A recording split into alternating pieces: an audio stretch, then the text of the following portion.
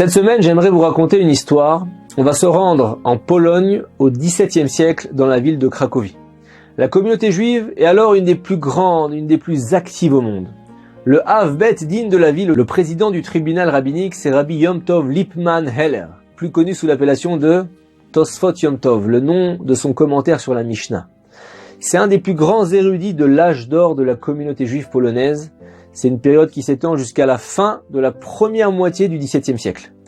Et si cet âge d'or concerne l'érudition en Torah de la communauté juive, il ne concerne pas sa situation financière. Les juifs de la ville doivent affronter la pauvreté, et en sa qualité de président du tribunal rabbinique, le Rabbi Heller prend la décision d'instituer une cotisation annuelle de tzedaka, de charité, auprès de chaque membre de la communauté en fonction de ses revenus.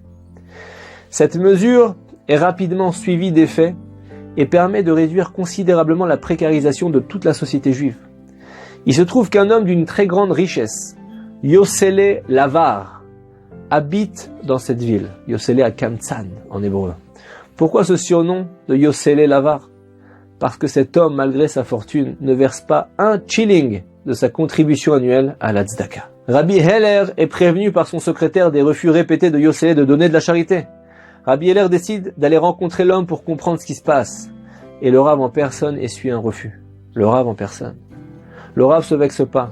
Il réfléchit à un moyen de convaincre l'homme de donner un peu de ses revenus à la charité. Et un jour, il va de nouveau lui rendre visite en tentant la manière forte.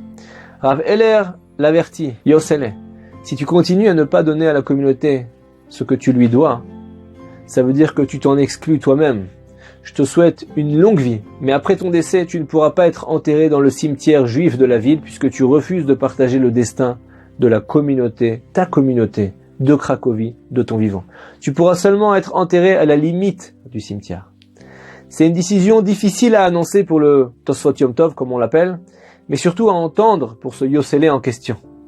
Le cimetière de la ville est un endroit d'une grande sainteté, puisqu'il a été fondé un siècle plus tôt par Rabbi Moshe Isserles, dans le quartier de Kazimierz, où il est enterré lui-même. Rabbi Moshe Isserles n'est autre que le Rama, le rabbin, qui a commenté le Shulchan Aruch en précisant toutes les coutumes ashkénazes.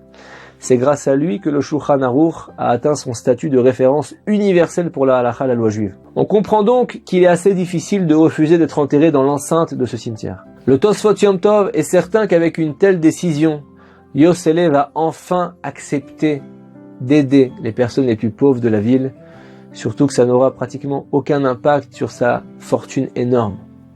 Et pourtant, ça produit aucun effet. Rabbi Heller est sonné, il décide de rencontrer régulièrement l'homme pour le faire revenir sur sa décision, il s'obstine, rien n'y fait, l'homme ne participe pas.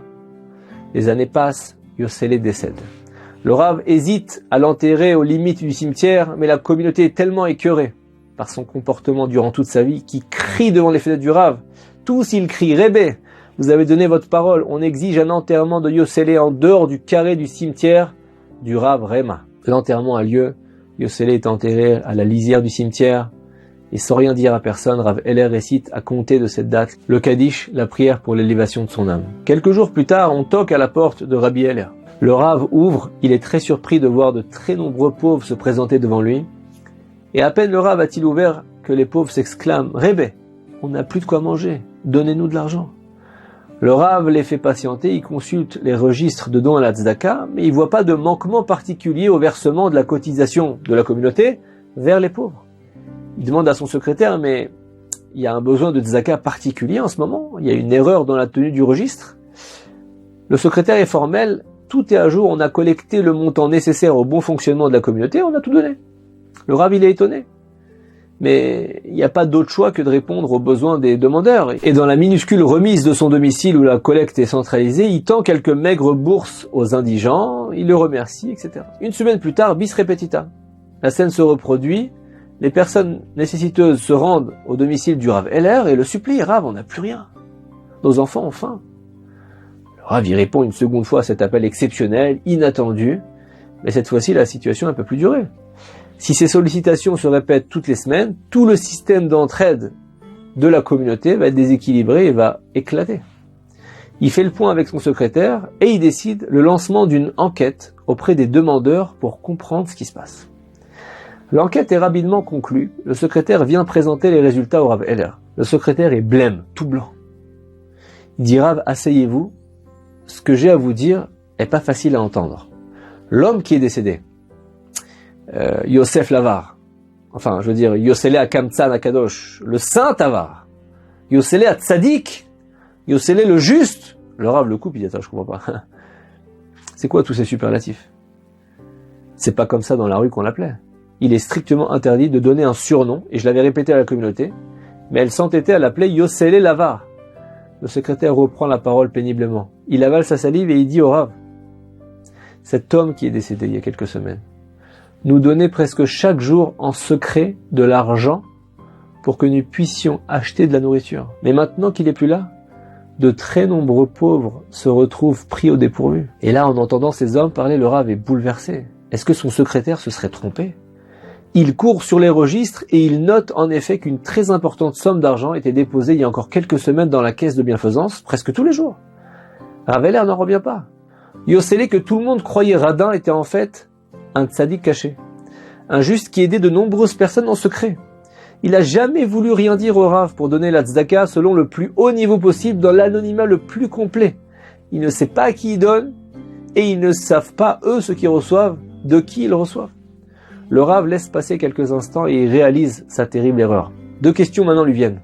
Comment réparer cette erreur et comment rééquilibrer la situation financière de la communauté? Et avant même de résoudre ces questions, le Rav lance un grand appel à la communauté pour l'informer de la situation. Tout le monde prend conscience de la gravité de la situation et la communauté juive de Cracovie converge sur sa tombe pour lui demander pardon sur sa tombe. Les larmes coulent. Très rapidement, le mot Kadosh, saint, est ajouté après l'inscription sur sa pierre tombale, ce qui donne Yosele Akamtsan Akadosh, Yosele Lavar, saint.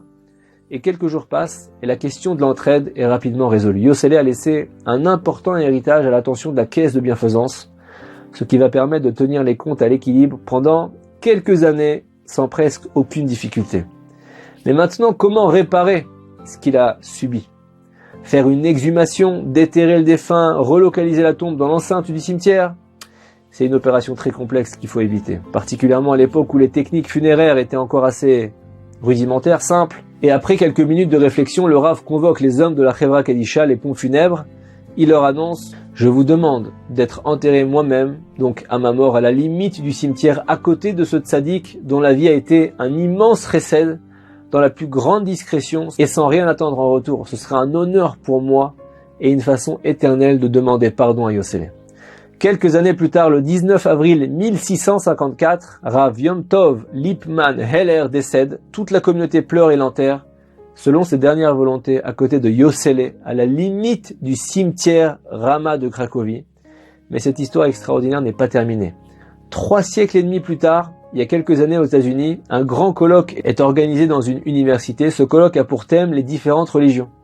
Des représentants de chaque religion sont invités à échanger de leurs spécificités respectives. Et lorsque le représentant de la communauté juive prend la parole, il démarre son allocution par l'histoire de Yosele, le supposé avare qui en vérité était un tzaddik. Le représentant explique à quel point le judaïsme parle de l'importance de faire du bien sans rien attendre en retour. Et il développe cette idée. Sa prise de parole est un beau kiddush Hashem, tout le monde applaudit, et à la fin de la conférence, plusieurs personnes viennent le voir pour le féliciter et en savoir plus sur les notions abordées par le conférencier juif. Et là, il pense avoir échangé avec tout le monde.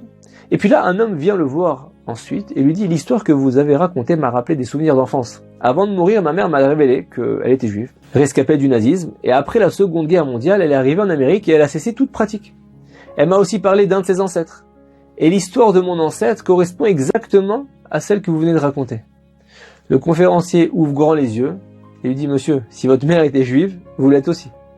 Et en plus, vous êtes le descendant de Yosele, un énorme tzaddik. » L'homme est honoré, et le conférencier lui dit « Savez-vous pourquoi je raconte cette histoire plutôt qu'une autre histoire?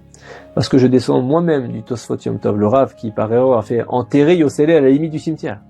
Et donc plus de 300 ans plus tard, Dieu a fait en sorte que nous puissions nous rencontrer. » Le conférencier comprend clairement que sa mission est maintenant d'aider son interlocuteur à se rapprocher de Dieu.